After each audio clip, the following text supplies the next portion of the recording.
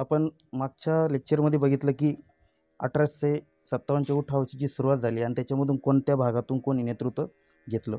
आज आपण याच्यामधलं दुसरं लेक्चर बघतोय 1857च्या उठावाचं. त्याच्यामध्ये उठावाची कारण मीमांसा हा मुद्दा आपण या ठिकाणी आज डिस्कस करणार आहे. कारण मीमांसामध्ये लक्षात घ्या की बाबा या सैनिकांनी उठाव का केला हा महत्त्वाचा प्रश्न आहे. कंपनीची चाकरी करणे हे एक प्रतिष्ठेचे लक्षण मानले जात होते. लक्षात आहे, कंपनीच्या चाकरांना आर्थिक स्थैर्य लाभत असे. मग या सैनिकांनी एका अनिश्चित भवितव्यासाठी या सर्व फायद्यांवर पाणी सोडणे का पसंत केले हा दुसरा प्रश्न. की बाबा काय पहिला प्रश्न असा की सैनिकांनी उठाव का केला आणि एका अनिश्चित भवितव्यासाठी या सर्व फायद्यांवर पाणी सोडणं या सैनिकांनी का पसंत केलं.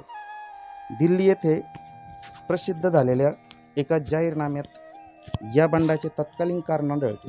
दिल्ली या ठिकाणी एक जाहीरनामा प्रसिद्ध झाला होता, त्याच्यामध्ये एक तत्कालीन कारण आढळतं. या जाहीरनाम्यात म्हटलं होतं की या सर्व काळात येथे प्रसिद्ध झालेल्या या सर्व काळात इंग्रजांच्या मनात भारताविषयी कुटील हेतू होता. प्रथम समग्र हिंदुस्थानी सैन्याचा धर्म नष्ट करायचा आणि नंतर सर्व लोकांना ख्रिश्चन धर्माची दीक्षा द्यायची. परिणामी काय, बंडखोरांनी स्वधर्माचे रक्षण करण्याच्या एकमात्र उद्देशाने लोकांशी हात मिळवणी केली आणि एकाही काफिरात जिवंत सोडला नाही. अशा रीतीने दिल्ली घराण्याच्या राजवटीची पुनर्स्थापना केली. लक्षात घ्या, आपल्याला या ठिकाणी हे एक जाहीरनाम्यामध्ये या ठिकाणी आपल्याला कळतंय बाबा. आता याच्यामध्ये लक्षात आहे की आपल्याला जर याची 1857चं जर आपलं बघितलं कारणे जर बघितली की बाबा काय होतं, सगळ्यात महत्त्वाचं कारण म्हणजे काय, सगळ्यात पहिलं बघा लिहून घ्या, धार्मिक श्रद्धांवर आघात. कंपनीचे आता धार्मिक श्रद्धांवर आघात हे पहिलं कारण कसं असू शकतं तर लक्षात घ्या, कंपनीचं सैन्य व छावण्या येथील सेवा शर्ती आणि शिपायांच्या धार्मिक श्रद्धा व समजुती यांच्यात वाढत्या प्रमाणात संघर्ष होऊ लागले होते. वायव्य प्रांत व अवध म्हणजे आताचा अयोध्या या प्रदेशांतील उच्चवर्णीय हिंदूच कंपनीच्या सैन्यात प्रामुख्याने भरती होत असत. सुरुवातीच्या काळात शिपायांच्या मागण्या शक्यतो मान्य करण्याचे धोरण कंपनीच्या अधिकाऱ्यांनी अवलंबलं नाही. आपली जात धर्म पाळण्याची शिपायांना मोकळीक दिली होती. परंतु कंपनीच्या कार्यक्षेत्रात संबंध हिंदुस्थानात व हिंदुस्थान बाहेरच्या देशातही विस्तार झाल्यावर अशा सवलती चालू ठेवणे कंपनीला शक्य नव्हतं. एकाच सैनिकी विभागात जातीभेद व अन्य भेदभाव पाळण्यास परवानगी देणं एकसंध लढाऊ घटकाची भावना वाढीस लागण्याच्या दृष्टीने योग्य नव्हतं. सुरुवातीला कंपनीच्या अधिकाऱ्यांनी ही अडचण निवारण्याचा एक सोपा मार्ग अवलंबला. त्यांनी ब्राह्मणांना सैन्यात भरती होण्यास उत्तेजन देण्याचे थांबवले. मात्र हा मार्ग फारसा यशस्वी झाला नाही. 19व्या शतकाच्या मध्यावर बंगाल प्रांताच्या सैन्यात ब्राह्मण व अन्य वरिष्ठ वर्गीय शिपायांचं काय झालं, प्राबल्य होतं. या ठिकाणी काय झालं की बाबा धार्मिक श्रद्धांवर आघात झाला. दुसरा मुद्दा काय, ब्रह्मदेशात जाण्याचा आदेश हा दुसरा एक कारण असू शकतं की बाबा ब्रह्मदेशात जाण्याचा आदेश.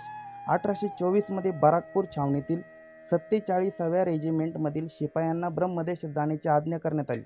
तेव्हा शिपायांची नाराजी प्रथमच निदर्शनाला आली. एखाद्या धार्मिक हिंदूच्या लेखी परदेशगमन म्हणजे आपल्या जातीमधून वाळीत टाकला जाणे किंवा बहिष्कृत होणे असाच अर्थ होता. म्हणून या शिपायांनी वरिष्ठांच्या आज्ञेचे पालन करण्यास साफ नकार दिला. नंतर शिपायांची ही तुकडी सेवामुक्त करण्यात येऊन त्यांच्या मोरख्यांना फाशी दिलं गेलं, हे कारण वेगळं. बघा लक्षात घ्या की काय झालं, या शिपायाची जी तुकडी होती तिला सेवामुक्त केलं आणि प्लस त्यांचा जो नेतृत्व करणारा व्यक्ती होता त्याला पण काय केलं, या ठिकाणी फाशी दिलं. कुठं की बाबा ब्रह्मदेशात जाण्यास यांनी नकार दिल्यामुळे. नंतर काय झालं की बाबा अफगाणिस्तानच्या मोहिमेत सामील झालेल्या शिपायांच्या धार्मिक संवेदनशीलतेवर झालेला आघात अधिक गंभीर होता. या अतिशय कठीण आणि संकटमय मोहिमेत शिपायांना मिळेल ते अन्न व पाणी खावं प्यावं लागत होतं. या मोहिमेवर असताना या शिपायांनी जातीविषयक नियम व निर्बंध नीट पाळले नाहीत असा निष्कर्ष हिंदुस्थानात परतलेल्या शिपायांच्या कुटुंबियांनी काढला. तो अर्थातच बरोबर होता. परिणामी आपल्या परिवारात त्यांना सामील करून घेण्याचं ही कुटुंबीय मंडळी अजिबात तयार नव्हती किंवा उत्सुक नव्हती.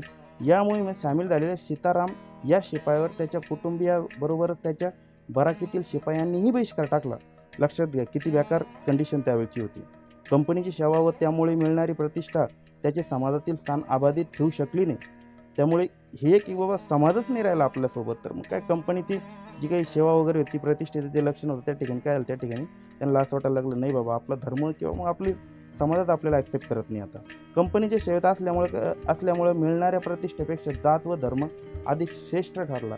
म्हणजे काय, दुसरं कारण काय असू शकतं किंवा ब्रह्मदेशात जाण्याचं आणि अफगाणिस्तानच्या मोहिमेच्या हे एक दुसरं कारण असू शकतं. कारण हिंदू धर्मामध्ये परदेशगमन म्हणू आपण किंवा मग आपण काय म्हणू किंवा समुद्र लांघन वगैरे किंवा परदेश गमन या ठिकाणी आपल्याला काय होतं की आपल्या धर्मामध्ये किंवा हिंदू धर्मामध्ये या ठिकाणी साप नकार होतं. तिसरं कारण बघा की बाबा काडतुसांना लावलेली चरबी, हे खूप प्रमुख कारण असू शकतं की 1857 उठाव होण्याचं, की काडतुसांना लावलेली चरबी.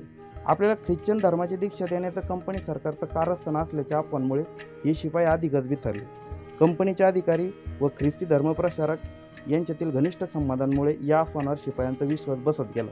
काही छावण्यांमधून तर ख्रिस्ती धर्मप्रचारक खुली प्रवचनं देत असत, त्यात ती इतर धर्मांवर कुत्सित टीका करत असत. ती ऐकून तेथील शिपाई अधिकच संतापले. कणिकेमध्ये हाडाची पूड मिसळण्यात येत असल्याचे वृत्त आणि नव्या इनफिल्ड बंदुकाच्या वापराची सुरुवात यामुळे शिपायांचा असंतोष सतत वाढत गेला. काय झालं की बाबा इनफिल्ड बंदूक या नव्या बंदुकात काडतुसं भरण्यापूर्वी त्यावरील जे आवरण होतं हे या ठिकाणी सैनिकांना दातांनी कुरतडून काढावं लागत. काडतुसांना लावलेलं वंगण गाय किंवा डुक्कर यांच्या चरबीपासून बनवले जात असल्याचं काय झालं, एक त्या ठिकाणी अशी अफवा पसरली. त्या ठिकाणी एक चर्चा सुरू झाली शिपायांमध्ये. शिपायांची भीती व शंका दूर करण्याचा सैनिकी प्रशासनाने अजिबात प्रयत्न केला नाही. त्या ठिकाणी कुठल्याही सैनिकी प्रशासनाने सांगितलं नाही की बाबा ही जी काडतूस आहे हे डुकराच्या चरबीपासून नाही किंवा मग गायीच्या चरबीपासून नाही, असं कुठलाही शिपायाचं या ठिकाणी काय आलं, कंपनी सरकारने किंवा सैनिकी प्रशासनाने काय केलं, त्यांची शंका दूर केली नाही. त्यामुळे आपला धर्म धोक्यात आला ही भावना या शिपायांनी ठरवली. आणि तुम्हाला तर माहिती आहे की मंगल पांडे या मिरत छावणीमधील सैनिकांनी त्या ठिकाणी उठाव केलेला होता.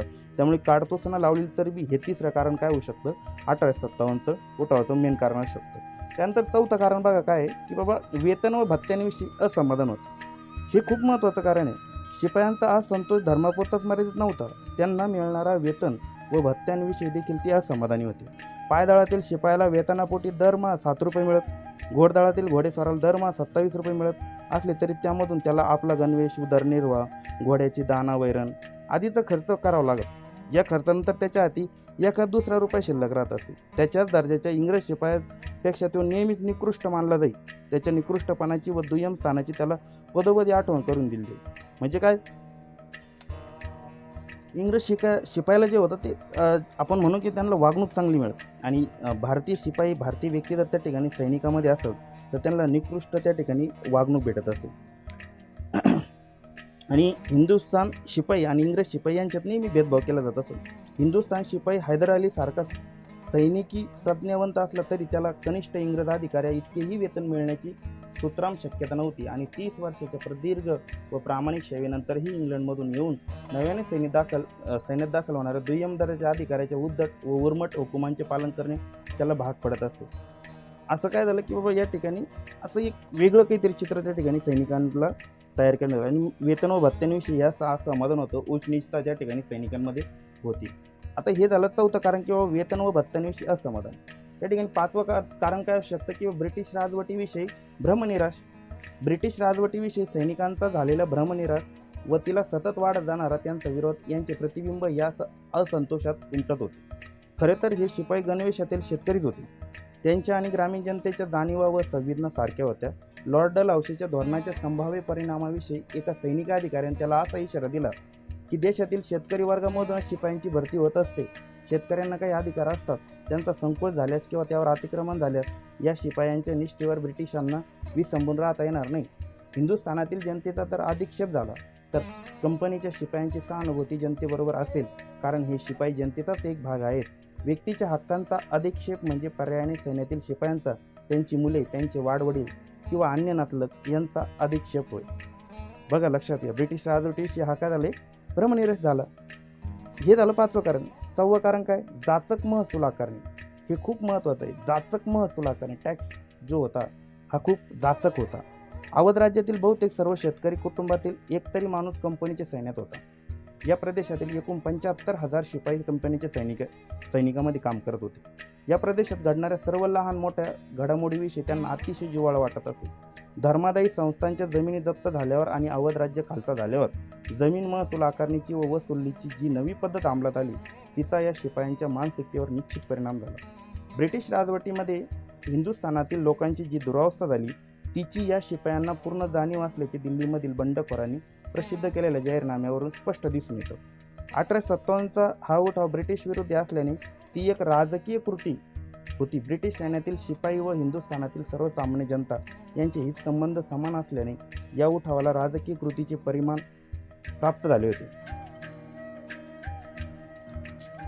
या ठिकाणी बघा ह्या जाचूक महसूल कारण एक असू शकतं. त्यानंतरचं कारण बघा काय की बाबा असंतुष्ट जनतेचाही या ठिकाणी सहभाग झाला.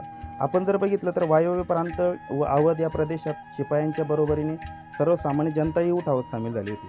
बंगाल प्रांतातील कंपनीच्या सैन्यात या प्रदेशातील लोक मोठ्या संख्येने भरती झाले.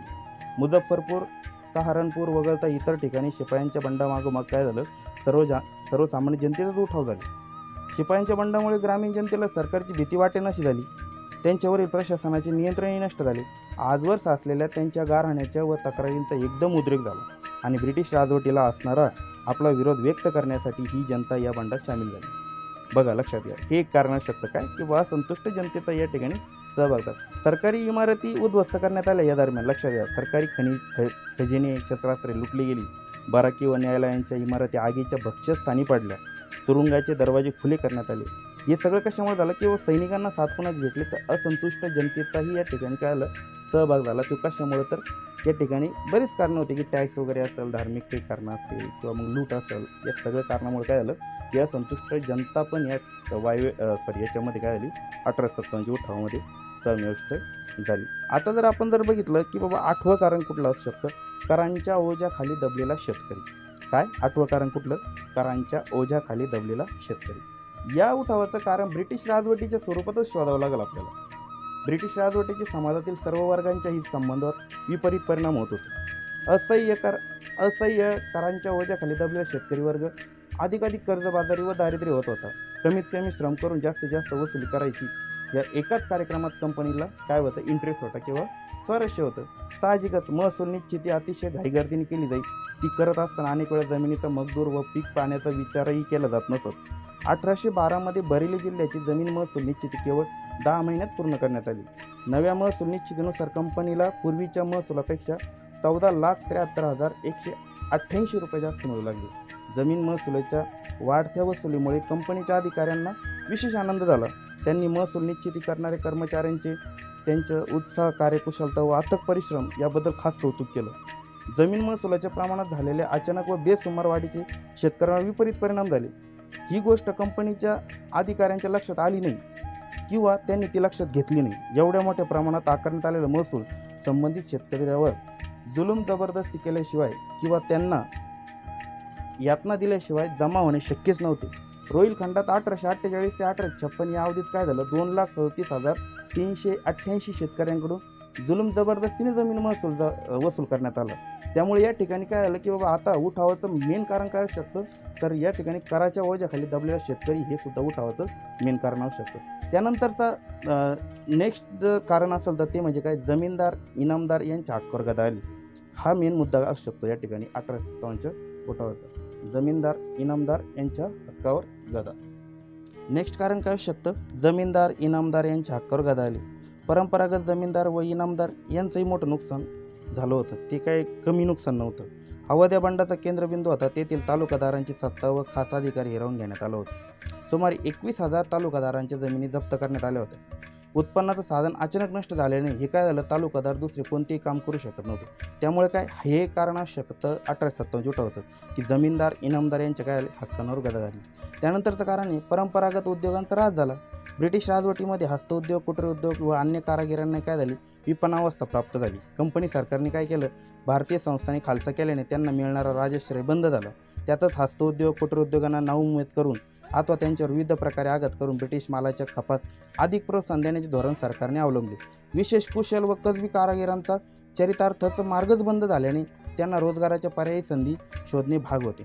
तथापि काय झालं, आधुनिक उद्योगधंदे उभं राहत नसल्याने अशा पर्यायी संधी त्यांना उपलब्ध नव्हत्या. यामुळे हे कारण असू शकतं की परंपरागत उद्योगांचा ऱ्हास. त्यानंतरचं कारण बघा कुठलं, की सामाजिक सुधारणांच्या हेतूविषयी संशय. सामाजिक सुधारणा हेही आपल्या भारतातील काही लोकांना आवडलं नाही. त्यामुळे हे एक असू शकतं की 1857 उठावाचं हे एक कारण असणारे सामाजिक सुधारणांचं. आता उपयुक्ततावादी विचारसरणीच्या प्रभावाखाली असणाऱ्या ब्रिटिश अधिकाऱ्यांच्या सुधारणाविषयक उत्साहाने हिंदुस्थानी लोकांमध्ये ब्रिटिशांबद्दल बराच संशय, संताप व विरोध निर्माण झाला. सामाजिक स्वरूपाचा कायदे करून ब्रिटिश सरकार येथील जनतेचा धर्म व संस्कृती नष्ट करू पाहत आहे असा कर्मठ हिंदू व मुसलमानाचा ग्रह झाला. हे कायदे ख्रिस्ती मिशनरीच्या धर्मप्रसाराच्या प्रयत्नांना सहाय्यभूत ठरवण्यासाठीच करण्यात येत असल्याची त्यांची खात्री पटली. परिणामी काय झालं की कर्मठ आणि धर्मनिष्ठ लोकांनी ब्रिटिश सरकारच्या विरोधात हातमिळवणी केली आणि बंडखोरांच्या अनेक जाहीरनाम्यांमध्ये त्यांनी काय केलं, संस्कृतीविषयी वाटणारी आस्था व काळजी स्पष्टपणे जाणवली. त्यामुळं या ठिकाणी हे एक कारण असू शकतं की 1857 उठावाचं कारण काय, किंवा सामाजिक सुधारणामध्ये किंवा धर्मामध्ये ढवळाढवळ केल्या कारण काय आलं, लोक या ठिकाणी नाराज होते. हा आपल्याला या ठिकाणी बघितलं तर या ठिकाणी 1857च्या उठावाची या ठिकाणी आपल्याला कारणं आपल्याला सांगता येतील. अशा प्रकारे आपलं हे दुसरं लेक्चर या ठिकाणी आपण थांबूया. तिसऱ्या लेक्चरमध्ये आपण बघणार आहे की सुनियोजित बंड की आकस्मिक उद्रेक. तिसऱ्या लेक्चरमध्ये आपण काय बघणार आहे, सुनियोजित बंड होतं 1857 उठाव की आकस्मिक झालं, लक्षात घ्या की हा उद्रेक झाला बुवा. ठीक आहे, तर बघू आपण नंतर मग.